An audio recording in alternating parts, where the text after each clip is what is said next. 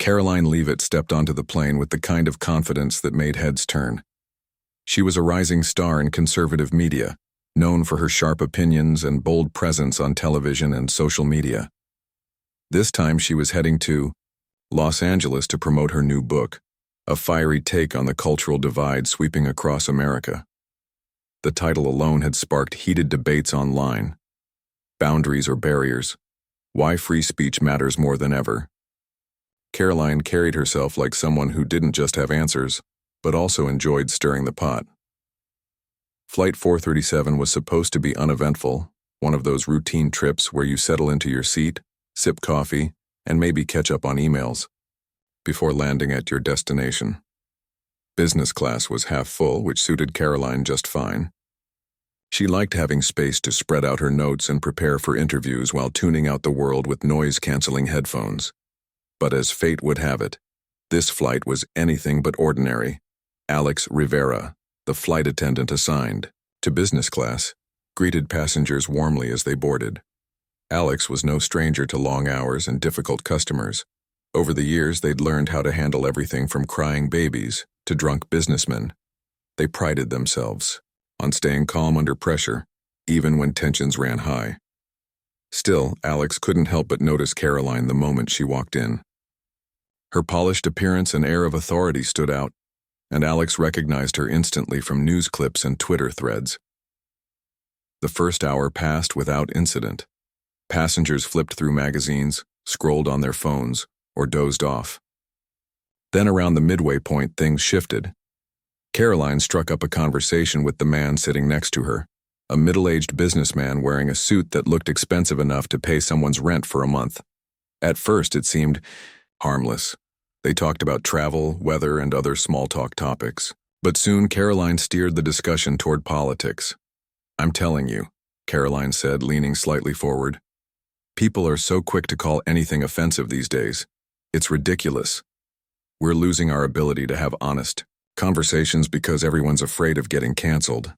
Her voice carried just enough to grab attention. A few passengers glanced over curiously, while others pretended not to listen. The businessman nodded thoughtfully, though his expression suggested he wasn't entirely convinced. "Well," he replied diplomatically, "I think both sides could use a little more understanding." That's when Karoline leaned in further, her tone sharpening. "Understanding? No offense, but liberals don't want understanding. They want control. They silence anyone who disagrees with them.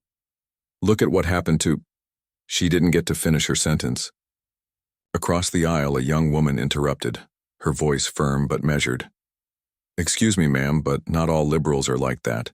And honestly, saying things like that isn't exactly helping bridge divides either." Karoline raised an eyebrow, clearly unaccustomed to being challenged mid-monologue. "Oh, really? So now I can't even share my opinion without being attacked?" The young woman sighed, shaking her head. "It's not about attacking you. It's about recognizing that words matter. You're painting an entire group of people with a broad brush, and that's unfair." A murmur rippled through the cabin as nearby passengers exchanged glances. Some nodded in agreement with the young woman, while others whispered support for Karoline. Tension simmered beneath the surface, invisible cracks forming in what had been a peaceful atmosphere. Alex watched the exchange unfold, gripping the beverage cart tightly. They had dealt with their fair share of passenger conflicts, but something about this felt different. Maybe it was the growing divide between the two women, or maybe it was the way other passengers were starting to pick sides. Whatever it was, Alex knew they couldn't let it escalate further. "Ladies," Alex said, stepping closer with a polite smile, "is there anything I can bring you? Coffee? Water?" Karoline waved dismissively. "No thanks. Just trying to make a point here." "Well," Alex replied evenly, "we ask that all discussions remain respectful. We're in close quarters after all." Karoline shot Alex a look that bordered on incredulous. "Are you censoring me now, because I'm sharing my views?" "No, ma'am," Alex said firmly. "But we do expect everyone to keep conversations at a reasonable volume and avoid disrupting others. That applies to everyone." For a moment, Karoline seemed taken aback. She hesitated, then turned back to the businessman, lowering her voice slightly. But the tension hadn't dissipated. It had merely shifted, waiting for its next opportunity to flare up again. As Alex moved down the aisle, refilling cups and handing out snacks, they couldn't shake the feeling that trouble was brewing. Something about Karoline's demeanor suggested she wasn't going to let the matter drop quietly. And sure enough, 10 minutes later, the argument reignited, this time louder than before. "You know what the problem is?" Karolina declared, her voice cutting through the hum of background chatter. "People are too afraid to speak their minds anymore. They bow down to political correctness instead of standing up for truth." This time, several passengers chimed in, some defending Karoline and others countering her points.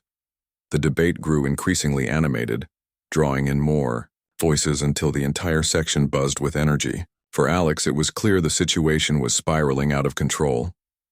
Walking briskly back to Karoline's row, Alex addressed her directly. "Ma'am, I'll need to ask you to lower your voice. Other passengers are finding this disruptive."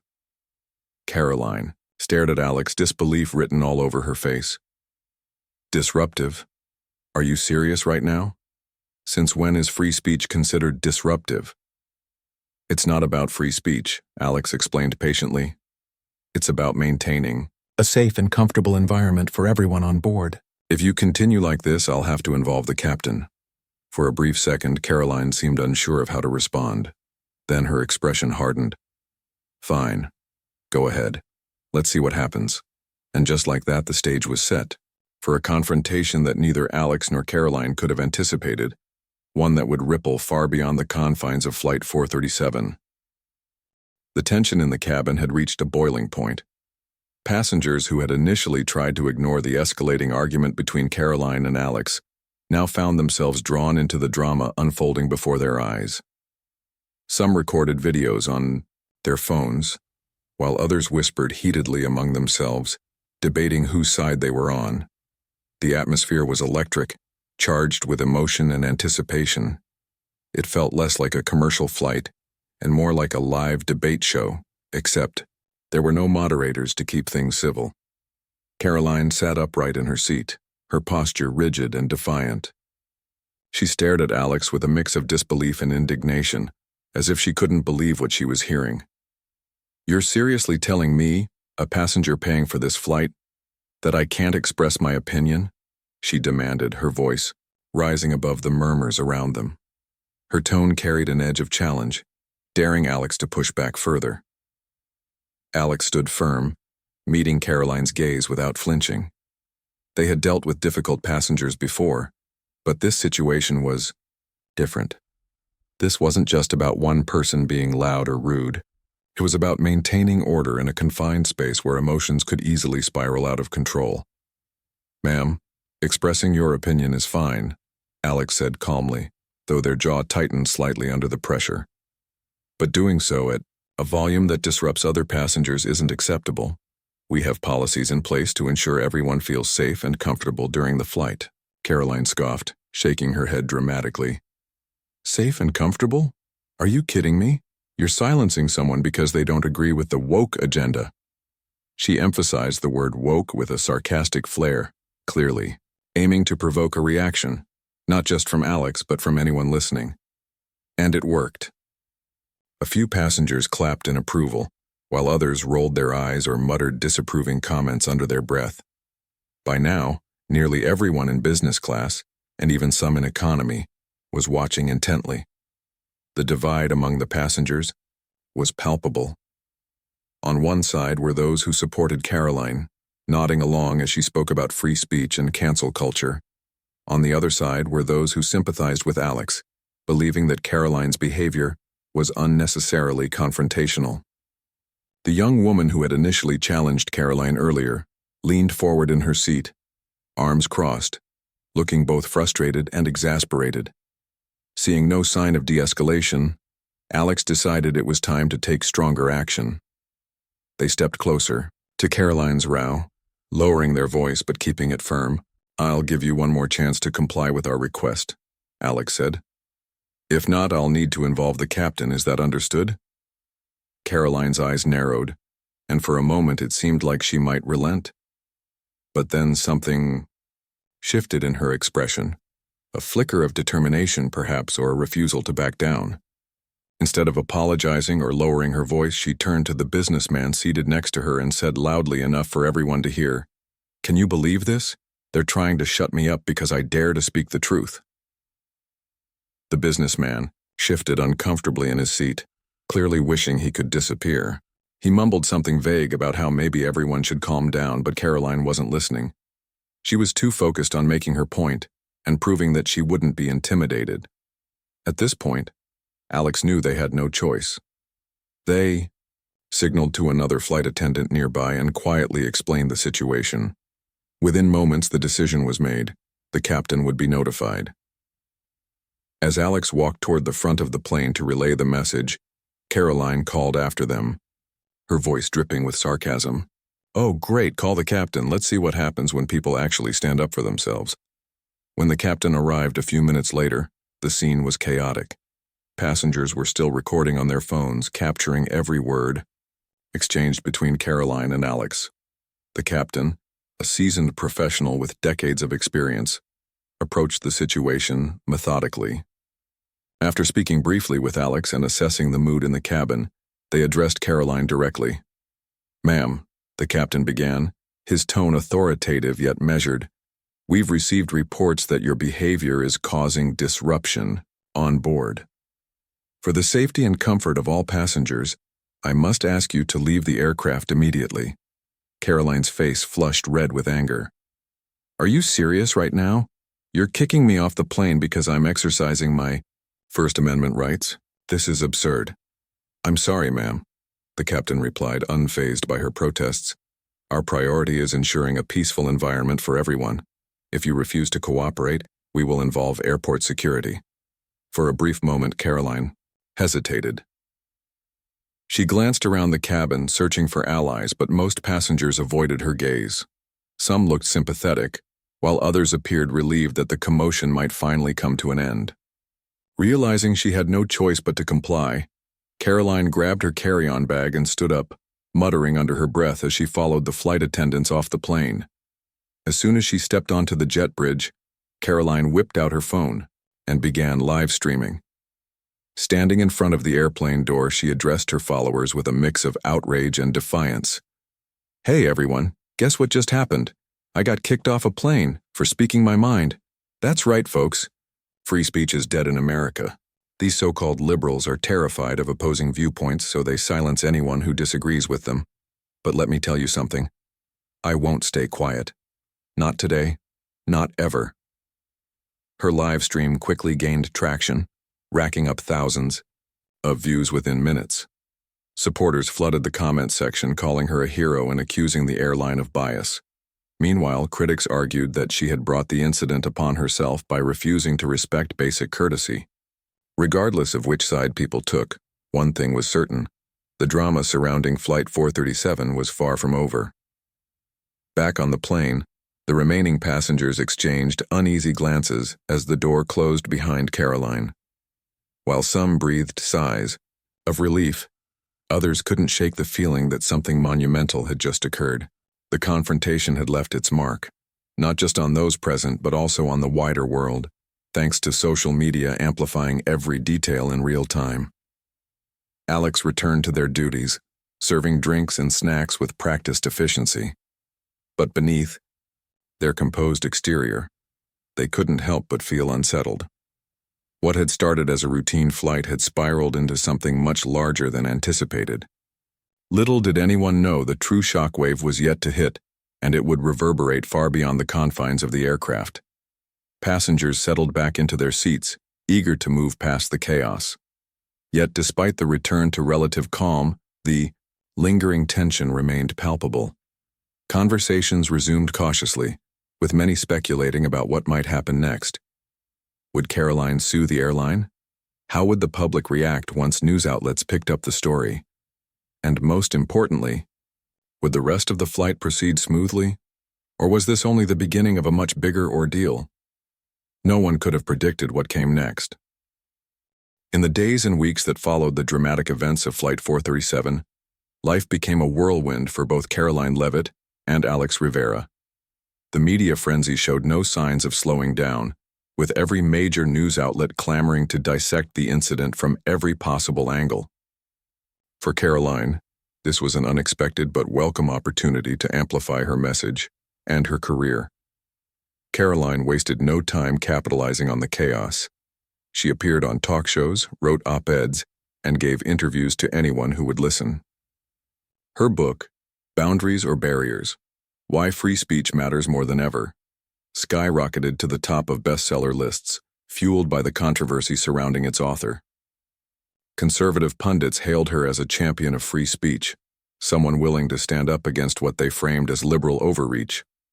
Social media buzzed with hashtags like Stand with Karoline and Free Speech Under Attack, turning her into a symbol for those who felt silenced by progressive ideologies. But not everyone viewed her as a hero.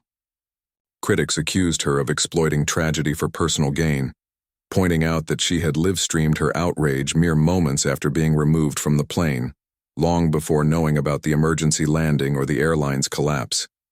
Some argued that her refusal to compromise during the argument on board demonstrated a lack of empathy and a willingness to prioritize her own agenda over the comfort of others.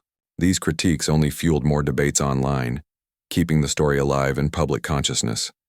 For Alex Rivera, however, the aftermath was far less glamorous. What began as a routine workday had spiraled into a national spectacle, thrusting them into the spotlight in ways they never could have anticipated. Initially praised by liberals for standing up to Karoline, Alex soon found themselves facing backlash from multiple directions. Death threats poured in from angry conservatives, convinced that Alex had ruined lives by ejecting Karoline. Strangers left vile comments on Alex's social media profiles, accusing them of being anti-free speech, and even suggesting they deserved to lose their job. Progressives, while largely supportive, weren't without criticism either. Some questioned whether Alex should have handled the situation differently, arguing that removing a passenger might have escalated tensions unnecessarily. Others accused Alex of letting emotions override professionalism, claiming that flight attendants shouldn't let personal beliefs influence their decisions. The pressure mounted until Alex decided to step away from social media entirely. They stopped posting updates, deleted old tweets, and avoided reading comments altogether. It wasn't easy. Alex had always been vocal about their values, using their platform to advocate for causes they believed in.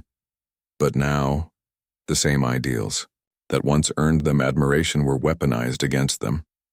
Friends and family urged Alex to stay strong, reminding them that they'd done nothing wrong. Still, the weight of constant scrutiny took its toll. Despite the challenges, Alex refused to apologize publicly.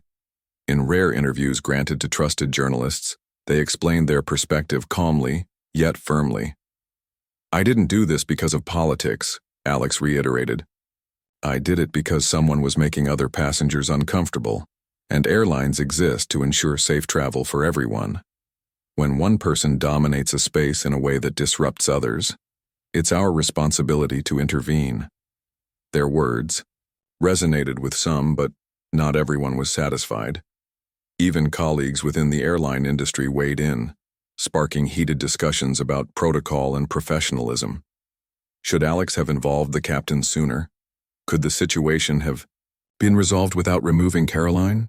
These questions lingered, unresolved, as people debated what constituted appropriate behavior in such scenarios. Meanwhile, the airline itself struggled to recover from the fallout. Though investigators confirmed that the mechanical failure leading to the emergency landing was unrelated to the drama involving Karoline, public trust in the brand plummeted. Conspiracy theories linking the timing of the collapse to her removal persisted, fueling skepticism among customers. Thousands of employees lost their jobs overnight, leaving families scrambling to make ends meet. Former staff members spoke out about long-standing financial mismanagement, blaming executives for prioritizing profits over safety and sustainability. Yet none of these revelations could salvage the company's reputation. Within weeks, the airline faded into obscurity, remembered primarily for the bizarre chain of events that marked its demise. As the dust settled, both Karoline and Alex found themselves reflecting on the broader implications of what had happened. For Karoline, the experience reinforced her belief in the power of resilience. She often told interviewers that the incident proved just how much pushback comes with speaking truth to power. "They tried to silence me," she liked to say, referring to Alex and the airline, "but look where we are now. My voice is louder than ever." Whether motivated by genuine conviction or savvy self-promotion, Karoline embraced her newfound status as a polarizing figure. Love her or hate her, she commanded attention, and used it to further her career. For Alex, the experience was more complicated. While grateful for the support they'd received, they couldn't ignore the toll it had taken on their mental health. Nights were restless, filled with thoughts of what-ifs and second guesses. Had they made the right call? Could they have handled things differently? The answers eluded them, muddied by conflicting opinions from strangers and experts alike. At times Alex wondered if stepping away from aviation altogether might be the best option. But deep down, they knew they still believed in the importance of creating safe spaces, even if doing so came at great personal cost. Amid all the noise, one undeniable truth emerged. The events surrounding Flight 437 had tapped into something much larger than any individual involved. They highlighted the growing divides in society, exposing fault lines that ran deeper than politics alone. Whether viewed as a cautionary tale about unchecked privilege or a testament to the courage required to enforce boundaries, the story sparked conversations that transcended headlines. Passengers who had been on the flight also grappled with the aftermath. Many described feeling torn between admiration for Alex's decisiveness and sympathy for Karoline's plight. Some admitted they initially sided with one party but later reconsidered upon learning new details. Others simply wished they could forget the whole ordeal altogether, haunted by memories of turbulence and tension. Regardless of where they stood, nearly everyone agreed on one thing. They had witnessed history unfold firsthand, and it was messy, complex, and deeply human. As weeks turned into months, the story gradually faded from the front pages. New scandals captured the public's attention, pushing Flight 437 further into the background. But its legacy endured, etched into the collective memory of a nation grappling with increasingly polarized views. For better or worse, the confrontation between Karoline Leavitt and Alex Rivera served as a microcosm of the cultural battles playing out across America, a reminder that civility is fragile, especially when differences collide in confined spaces. And so life moved forward, for Karoline, for Alex, and for everyone else touched by the events of that fateful day. Each carried scars, visible or otherwise, shaped by choices made under extraordinary circumstances. Though the wounds would take time to heal, one lesson remained clear. Actions ripple outward in ways we can't always predict, leaving indelible marks on those who bear witness. As the plane taxied back to the runway after Karoline's removal, an uneasy silence settled over the cabin. Passengers exchanged glances, some whispering quietly, while others stared blankly out the windows, lost in thought. The confrontation had been intense, and though Karoline was no longer on board, her presence lingered like a ghost, her words echoing in people's minds, her actions sparking debates that refused to die down. Alex moved through the aisles, handing out complimentary beverages with practiced efficiency, but there was a stiffness to their movements, a tension in their shoulders that hadn't been there before. Every step felt heavier, every interaction tinged with uncertainty. They could feel eyes following them, hear snippets of hushed conversations about what had just happened. Some passengers nodded appreciatively when Alex approached, silently thanking them for taking control of the situation. Others avoided eye contact altogether, perhaps unsure whether to side with the flight attendant or criticize their decision. Despite the quiet that now filled the plane, it wasn't peaceful. It was charged, as if everyone was holding their breath, waiting for something else to happen. And then, without warning, it did. About 20 minutes into the flight, a loud thud reverberated through the aircraft. It was followed by a sudden jolt, causing drinks to spill and tray tables to rattle. Passengers gasped, gripping their armrests as the plane shuddered violently. For several heart-stopping seconds, chaos reigned, Babies cried, adults shouted, and even the flight attendants struggled to maintain composure. "Ladies and gentlemen," came the captain's voice over the intercom, calm but urgent. "We are experiencing some mechanical difficulties. Please remain seated with your seatbelts fastened. Our crew is trained for situations like this, and we will keep you updated." The announcement did little to ease the panic spreading through the cabin. Faces turned pale, hands trembled, and tears welled up in more than a few eyes. Phones were pulled out hastily as passengers tried to call loved ones or send texts they feared might never reach their destination. Social media feeds exploded with updates from those brave enough or panicked enough to document the unfolding crisis live. Meanwhile, Alex sprang into action, moving quickly to reassure passengers. "Everyone, please stay calm," they said firmly, their voice cutting through the rising din. "The pilots are professionals and they know exactly what to do. Just focus on staying safe." Their words seemed to help, at least marginally. People nodded, clutching their phones and praying silently. Still, the fear was palpable. No one knew how serious the issue was or whether the plane would make it safely to the ground. The hum of engines grew louder, almost defiant, as the aircraft fought to stabilize itself. After what felt like an eternity, but was likely only 10 minutes, the captain's voice returned. "Attention passengers, we have secured clearance for an emergency landing at the nearest airport. Please brace for impact and follow all instructions given by the crew." Those words hit like a punch to the gut. Brace for impact wasn't something anyone wanted to hear mid-flight. Panic surged again, louder this time, as passengers scrambled to prepare themselves. Flight attendants demonstrated the proper bracing positions, their voices steady despite the storm brewing inside their own heads. Alex knelt beside particularly frightened individuals, offering reassurance and guidance. When the wheels finally touched down, hard but intact, a collective sigh of relief swept through the cabin. Cheers erupted, muffled sobs broke out, and strangers hugged each other, united by sheer gratitude for having survived.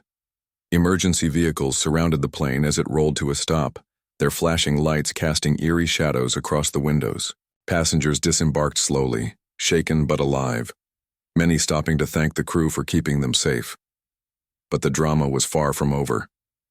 While the passengers gathered in the terminal, trying to process what had just happened, news outlets began reporting on the incident. Within minutes, social media timelines were flooded with updates, not just about the emergency landing, but also about Karoline Leavitt's earlier removal. Conservative commentators seized on the timing, framing it as evidence of divine justice or poetic irony.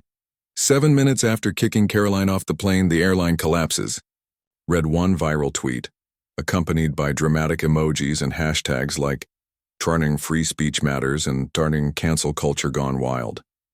It didn't take long for the conspiracy theories to emerge. Some claimed the airline had sabotaged its own plane to avoid dealing with the fallout from Karoline's ejection. Others suggested it was karma punishing Alex and the crew for silencing a prominent political figure. Of course, none of these claims held water, but that didn't stop them from spreading like wildfire. Then came the bombshell. Less than 7 minutes after Flight 437 landed safely, the airline released a statement announcing its immediate bankruptcy. Long-standing financial struggles, compounded by years of mismanagement and losses during the pandemic, had finally caught up with the company. Dozens of flights were canceled, thousands of employees were left jobless, and millions of customers found themselves scrambling to rebook travel plans. To the public, the timing seemed impossible to ignore. Karoline herself wasted no time capitalizing on the coincidence. Sitting in the terminal, still live streaming to her growing audience, she delivered a chilling monologue. "They thought they could silence me," she declared, her voice trembling with emotion. But look what happened next. 7 minutes later, the entire airline collapsed.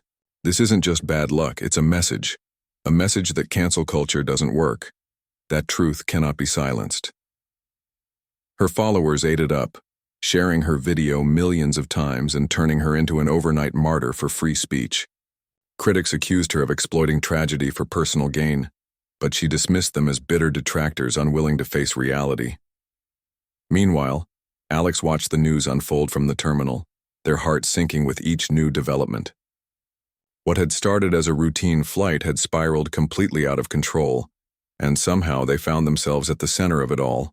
Reporters swarmed the scene, desperate for interviews with anyone involved. Passengers recounted their harrowing experiences, describing both the emergency landing and the heated argument that preceded it. When asked about Alex's role in removing Karoline, opinions were sharply divided. Some praised the flight attendant for standing up to hate speech disguised as free expression, while others condemned them for allegedly letting bias cloud their judgment. For Alex, the attention was overwhelming. Strangers approached them in the terminal, some offering hugs and words of support, others glaring accusingly. One man even shoved a phone in their face, demanding to know why they had ruined Karoline's trip. Alex kept their responses, brief and professional, knowing anything they said could be twisted or misinterpreted online. But privately, they couldn't shake the feeling that their life had changed forever.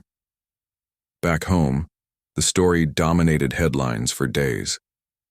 Late-night talk show hosts joked about the bizarre chain of events, comedians crafted sketches mocking the absurdity of it all, and pundits debated endlessly about who was right and who was wrong. Was Alex a hero for enforcing airline policy, or a villain for letting politics influence their decisions? Was Karoline a victim of censorship, or simply someone who refused to play by the rules? Amid the noise, one thing became clear. The events surrounding Flight 437 had tapped into something deeper, a cultural divide so vast and volatile that even a single incident could ignite a firestorm. Whether viewed as a cautionary tale, a testament to conviction, or a perfect storm of bad timing, the story resonated with people on both sides of the aisle. And as the dust began to settle, one question remained unanswered. In a world increasingly polarized by ideology, where did accountability end and scapegoating begin? Months had passed since the dramatic events of Flight 437, and while the headlines had moved on to fresher controversies, the ripple effects of that day continued to shape the lives of those involved. For Karoline Leavitt and Alex Rivera, the aftermath wasn't just about fame or infamy.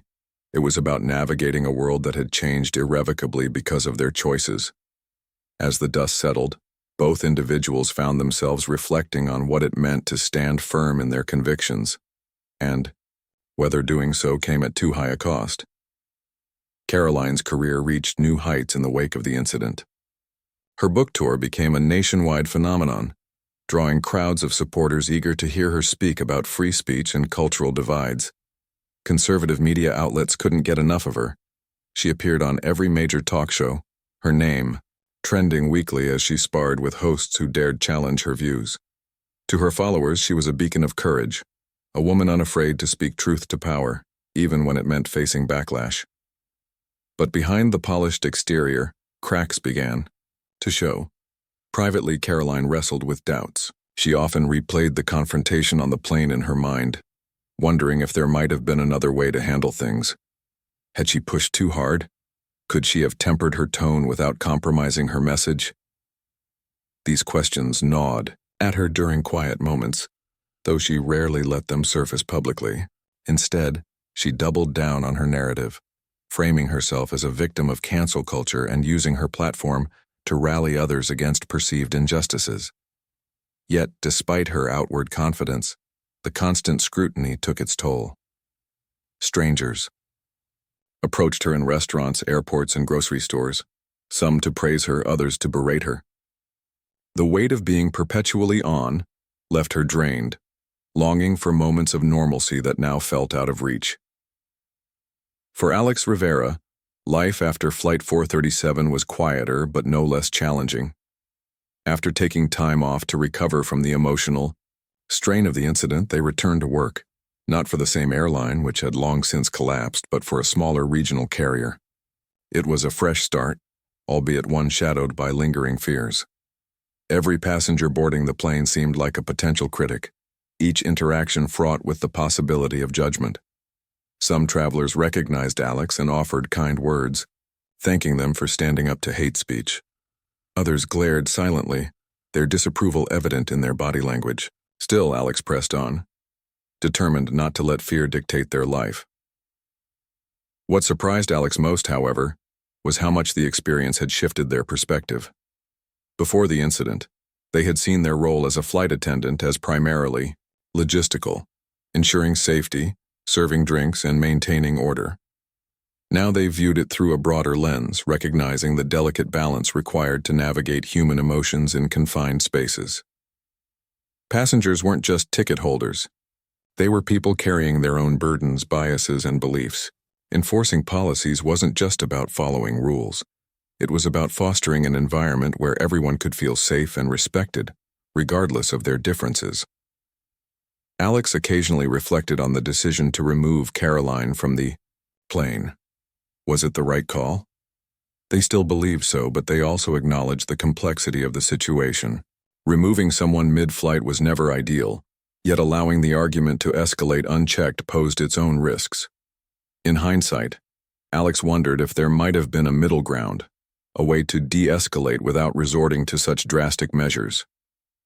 But second-guessing served little purpose. What mattered now was learning from the experience and moving forward with greater empathy and understanding.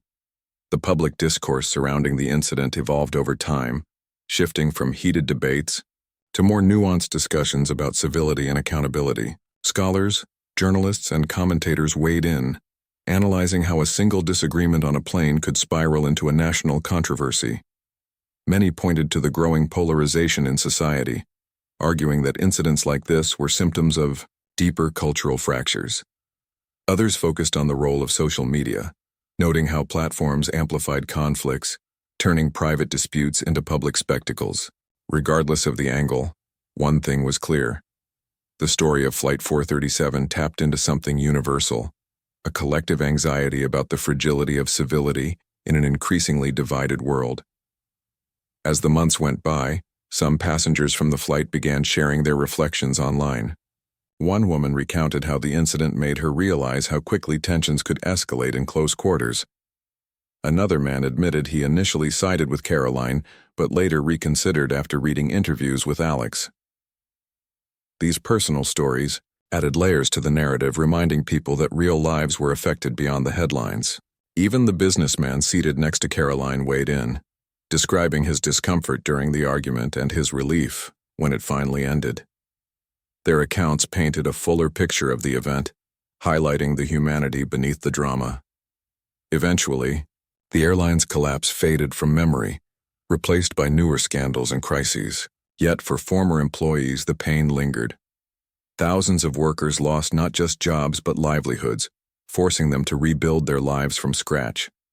Some found employment with other airlines, while others left the industry altogether. Former pilots and flight attendants formed support groups, sharing stories and offering encouragement as they navigated uncertain futures. Though bitterness toward management remained, many expressed gratitude for the camaraderie forged during difficult times. In the end, the story of Flight 437 served as both a cautionary tale and a mirror held up to society. It underscored the importance of dialogue, even and perhaps especially when viewpoints clashed. It revealed the dangers of letting ideology overshadow empathy, of prioritizing winning arguments over finding common ground. And it reminded everyone of the power of small actions, showing how decisions made in the heat of the moment could reverberate far beyond their original context. For Karoline, the experience solidified her place as a polarizing figure, a lightning rod for debates about free speech and political correctness. Whether admired or reviled, she remained steadfast in her mission to spark conversations, believing deeply in the value of challenging norms. For Alex, the ordeal reinforced their commitment to creating safe spaces, even if it meant enduring criticism along the way. Both emerged changed, shaped by forces larger than themselves, and as the final chapter closed on Flight 437, its legacy endured, not as a definitive answer to the questions it raised, but as a reminder of the complexities inherent in navigating a fractured world. Civility, it seemed, was neither simple nor guaranteed, but perhaps in striving for it, humanity could find a path forward, one conversation, one flight, and one moment of grace at a time.